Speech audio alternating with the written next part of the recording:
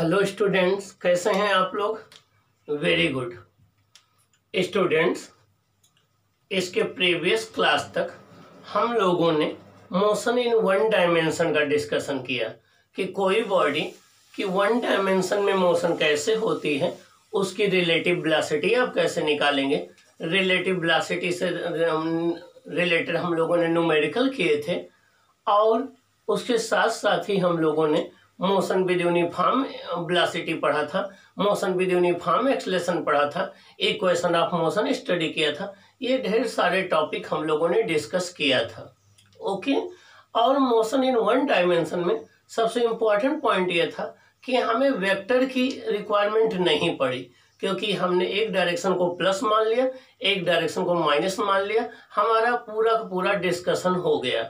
लेकिन to dimension motion में हमें वेक्टर की रिक्वायरमेंट पड़ेगी, हमें वेक्टर को स्टडी करना पड़ेगा, तब हमारे लिए टू डायमेंशनल मोशन का स्टडी करना आसान हो जाएगा।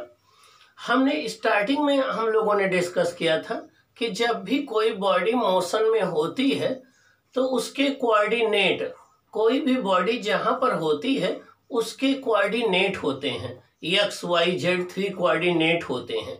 अगर किसी बॉडी के कोऑर्डिनेट टाइम के साथ में चेंज हो रहे हैं तो हम कहेंगे वो बॉडी मोशन में है। अगर उसके कोऑर्डिनेट नहीं चेंज हो रहे हैं तो हम कहेंगे वो बॉडी रेस्ट में है। आज हम लोग स्टार्ट करेंगे chapter 4 motion in a plane.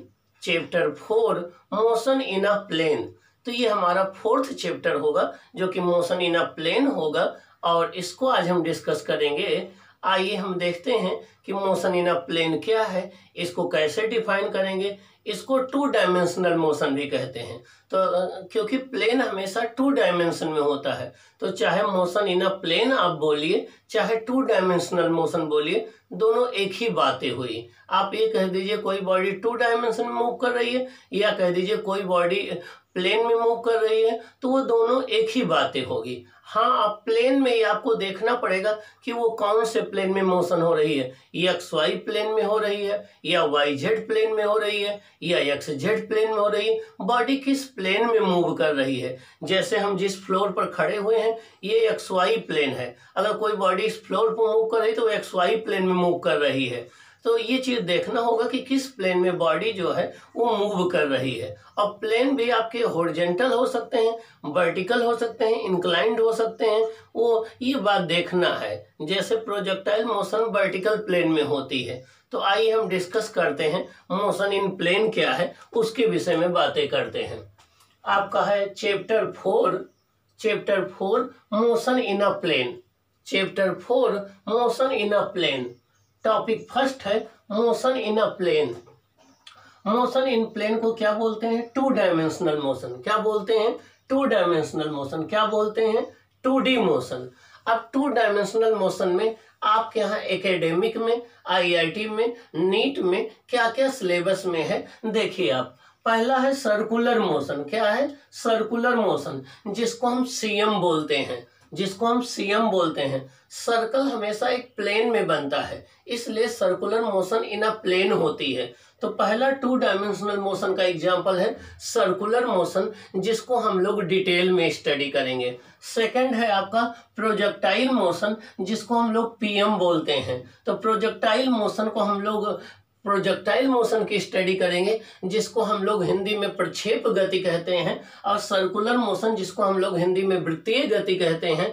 तो हम लोग सर्कुलर मोशन और प्रोजेक्टाइल मोशन दो स्टडी करेंगे। ये दोनों की दोनों वन डायमेंशनल मोशन है, बस डिफरेंस ये है कि प्रोजेक्टाइल मोशन एक वर्टिकल प्लेन में होती है। जैसे ये प्लेन वर्टिकल प्लेन है तो प्रोजेक्टाइल मोशन वर्टिकल प्लेन में होती है, और सर्कुलर मोशन जो है हॉरिजॉन्टल प्लेन में भी हो सकती है, वर्टिकल प्लेन में भी हो सकती है, इंक्लाइन प्लेन पर भी हो सकती है। तो मीन्स जो सर्कुलर मोशन है वो किसी भी प्लेन पर हो सकती है, और ये प्रोजेक्टाइल मोशन एक वर्टिकल प्लेन में होती है। तो प्रोजेक्टाइल मोशन और सर्कुलर मोशन ये दोनों टू डायमेंशनल मोशन के एग्जांपल हैं।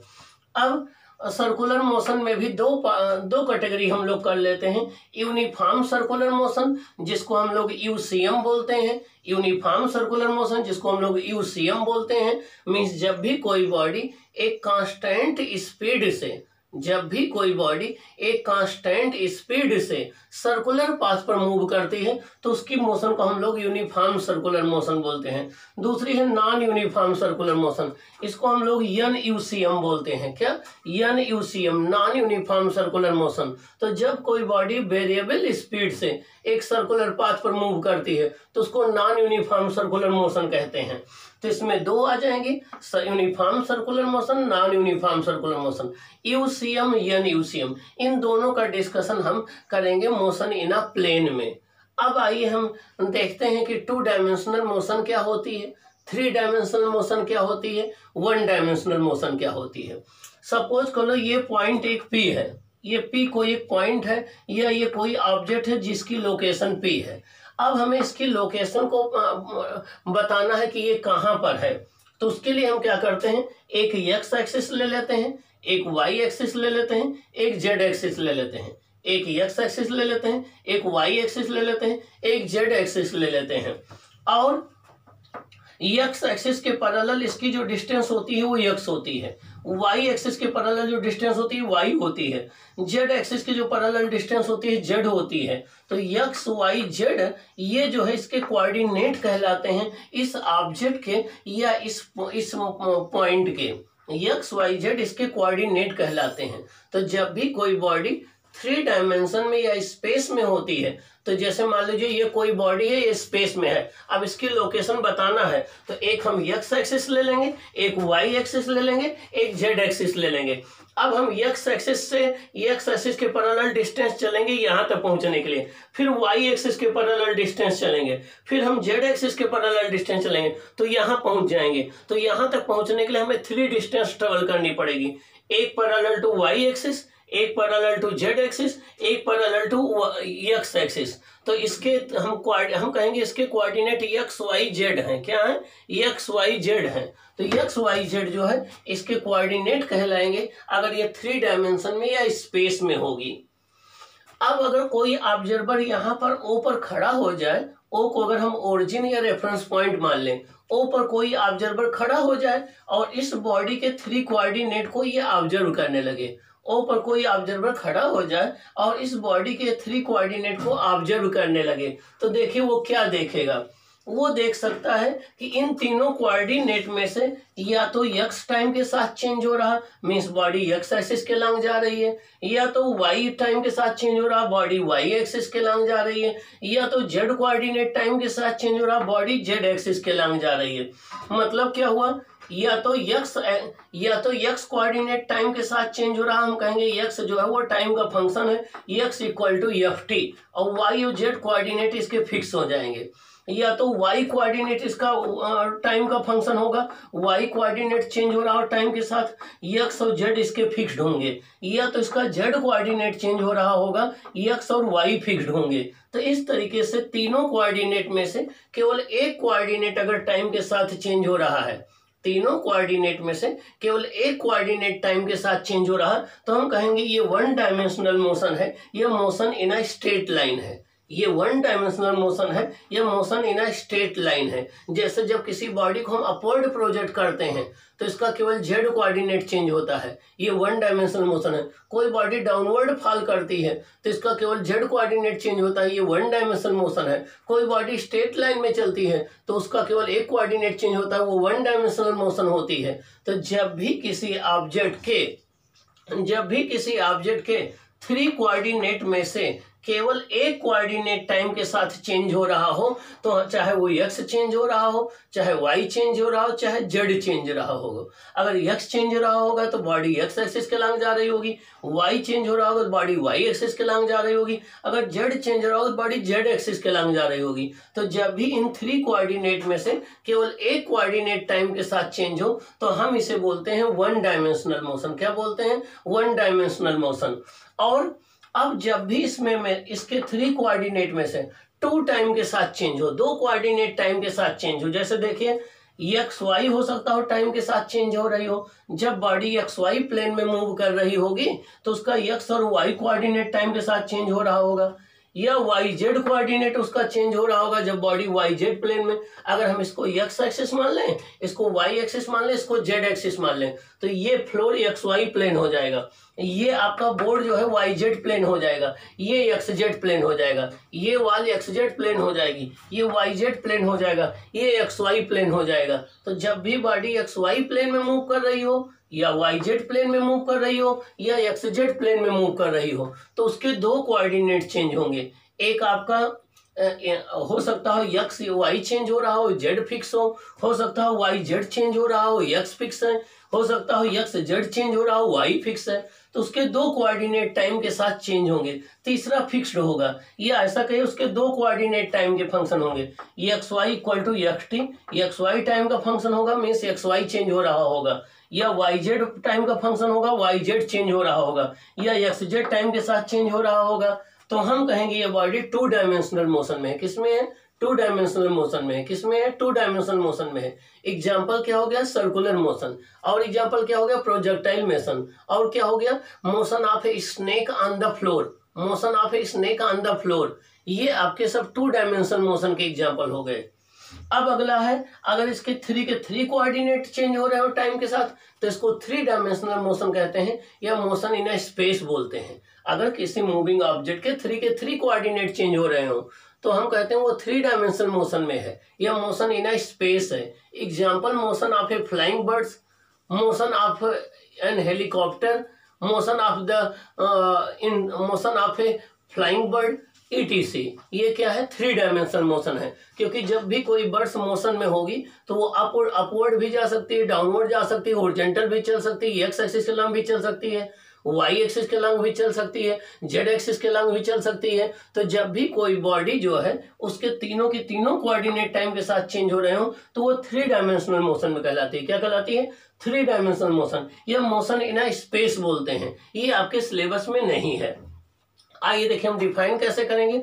When two out of three coordinate of an object changes with passage of time, जब भी थ्री कोऑर्डिनेट में से केवल टू कोऑर्डिनेट किसी ऑब्जेक्ट के चेंज होते हैं टाइम के पास होने के साथ, its motion is said to be two dimensional motion और मोशन इन अ प्लेन। हम ऐसी मोशन को टू डायमेंशनल मोशन बोलते हैं, या मोशन इन अ प्लेन बोलते हैं। जब भी किसी ऑब्जेक्ट के केवल टू कोऑर्डिनेट चेंज हो रहे हो टाइम के बीतने के साथ, तो हम कहते हैं वो टू डायमेंशनल मोशन है, या मोशन इन अ प्लेन है।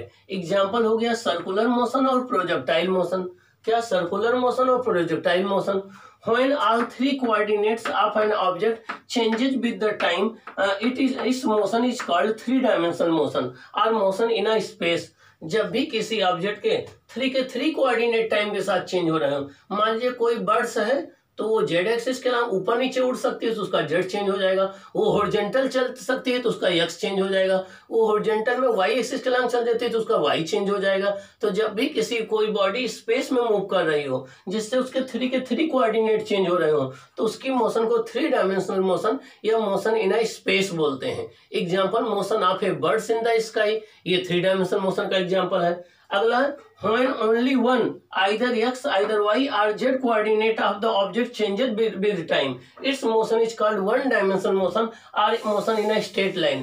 जब भी किसी ऑब्जेक्ट के थ्री कोऑर्डिनेट में से केवल एक कोऑर्डिनेट टाइम के साथ चेंज हो रहा हो, चाहे x चेंज हो रहा हो, चाहे y चेंज हो रहा हो, चाहे z चेंज हो रहा हो, बाकी फिक्स रहे, तो ऐसी मोशन को वन डायमेंशनल मोशन या मोशन इन अ प्लेन बोलते हैं। Example, motion of A freely falling body, ये वन डायमेंशनल मोशन का एग्जाम्पल है। तो ये रहा वन डायमेंशनल मोशन क्या है, टू डायमेंशनल मोशन क्या है, थ्री डायमेंशनल मोशन क्या है। थ्री डायमेंशनल मोशन को मोशन इन स्पेस बोलते हैं। अब आइए देखें, अगर कोई बॉडी थ्री डायमेंशन में मूव कर रही होगी तो उसके थ्री कोऑर्डिनेट होंगे एक्स वाई जेड। अब इन तीनों कोऑर्डिनेट, अगर ये तीनों कोऑर्डिनेट टाइम के साथ चेंज होंगे तो इसके वेलोसिटी के थ्री पार्ट होंगे। एक एक्स एक्सिस के लंब होगा vx equal to dx upon dt, means x coordinate को टाइम के रेस्पेक्ट में डिफरेंशिएट कर दो तो vx आ जाएगा, y कोऑर्डिनेट को टाइम के साथ डिफरेंशिएट कर दो तो vy आ जाएगा, z कोऑर्डिनेट को टाइम के साथ डिफरेंशिएट कर देंगे तो vz आ जाएगा। तो रिजल्टेंट वेलोसिटी इसकी हो जाएगी vx square plus vy square plus vz square to the power 1/2, क्या? To the power 1/2। तो इस बॉडी की वेलोसिटी के थ्री कंपोनेंट होंगे, इनको हम कंपोनेंट बोलते हैं। vx v y v z को वेलोसिटी के कंपोनेंट बोलते हैं।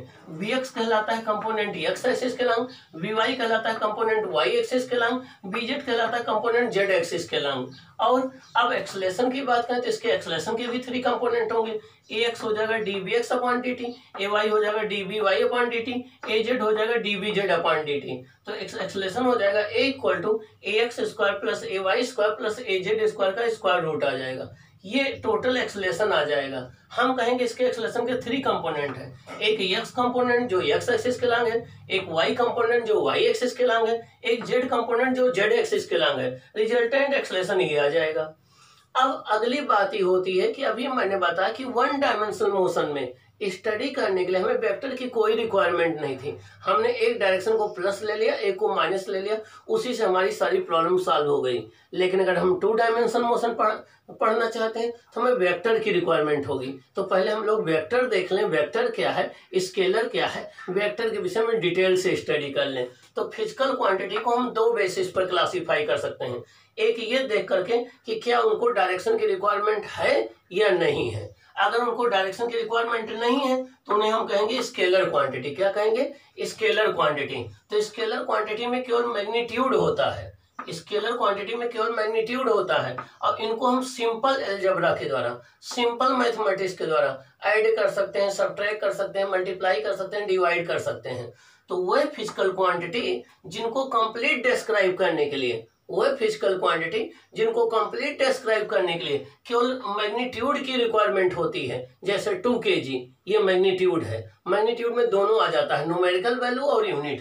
केवल मैग्नीट्यूड की रिक्वायरमेंट होती है। और जो सिंपल मैथमेटिक्स के द्वारा ऐड व सब्ट्रैक्ट की जा सकती हैं उन्हें हम स्केलर क्वांटिटी कहते हैं। Those physical quantities that require for their complete description both magnitude and direction and can be added by the simple mathematics are called scalar quantity। means वह quantity जिनको simple mathematics के द्वारा add और subtract किया जा सकता है और जिनमें केवल मैग्नीट्यूड होता है उन्हें हम स्केलर क्वांटिटी कहते हैं। स्केलर क्वांटिटी में कौन कौन सी आ जाएंगी? डिस्टेंस है, स्पीड है, टाइम है, मास है, करंट है, एरिया है, वॉल्यूम है, डेंसिटी है, वर्क है, एनर्जी है, हीट है, पोटेंशियल है आपका। ये सब स्केलर क्वांटिटी में आ जाएंगी। क्या आ जाएंगी? स्केलर क्वांटिटी में आ जाएंगी।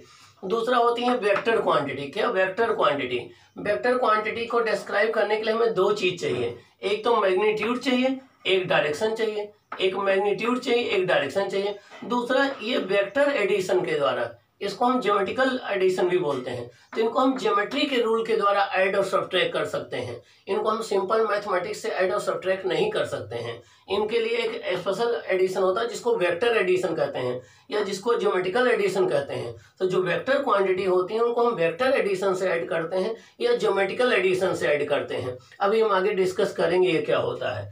या मडबाको। क्या? मडबाको। यम से हो गया मैग्नीट्यूड, यू से हो गया यूनिट, डी से हो गया डायरेक्शन, वी ए से हो गया वेक्टर एडिशन, सी ओ से हो गया commutative law of vector addition. क्या? Commutative law of vector addition. Magnitude हो, यूनिट हो, डायरेक्शन हो, वेक्टर एडिशन को फॉलो करें, कम्यूटेटिव लॉ ऑफ एडिशन को फॉलो करें, तो ऐसी क्वांटिटी को हम वेक्टर क्वांटिटी कहते हैं। क्या कहते हैं? वेक्टर क्वांटिटी कहते हैं।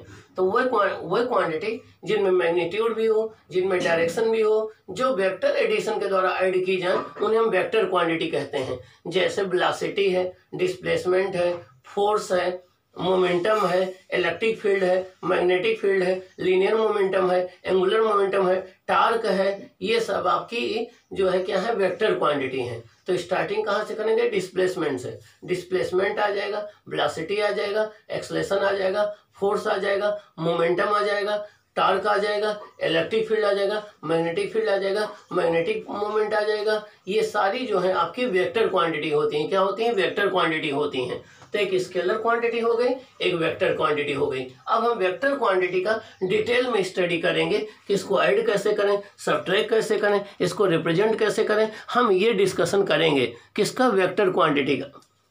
तो वेक्टर क्वांटिटी, अब वेक्टर क्वांटिटी में भी हमें इसको ये देखना होगा कि वेक्टर क्वांटिटी क्या होती हैं, वेक्टर क्वांटिटी को ऐड कैसे करते हैं, वेक्टर क्वांटिटी को सबट्रैक्ट कैसे करते हैं, वेक्टर क्वांटिटी को मल्टीप्लाई कैसे करते हैं, वेक्टर क्वांटिटी का क्या डिवीजन डिफाइंड है, डिवीजन वेक्टर क्वांटिटी में नहीं डिफाइंड है। रीजन क्या है कि एक डायरेक्शन को आप दूसरी डायरेक्शन से नहीं डिवाइड कर सकते हैं।